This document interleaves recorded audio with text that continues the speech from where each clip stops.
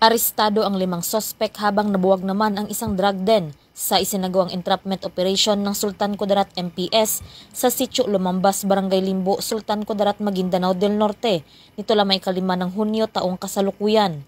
Kinilala ni Sultan Kudarat MPS Chief Police Lieutenant Colonel Ismail Madin ang mga sospek na sina alias Den, alias Hamdan, alias Samsudin at alias Junior, mga nasa hustong gulang at kapwa residente ng nasabing barangay, habang ang babaeng sospek ay tinago sa alias Jazz na taga Cotabato City.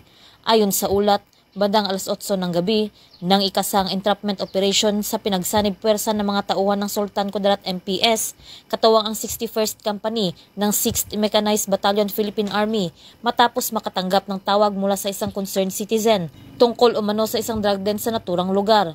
Na-recover ng mga operatiba ang 17 na plastic sachet na naglalaman ng pinaniniwalaang shabu na may timbang na 1.48 gramo na nagkakalaga ng 10,000 pesos, drug paraphernalia at non-drug evidence.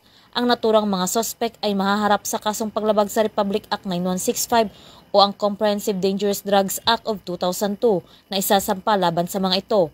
Ang Maguindanao del Norte PPO sa pakikipagtulungan ng iba't ibang unit ng pulisya ay nananatiling nakaantabay upang masigurong ligtas at maayos ang pamumuhay ng mamamayan laban sa banta ng iligal na droga.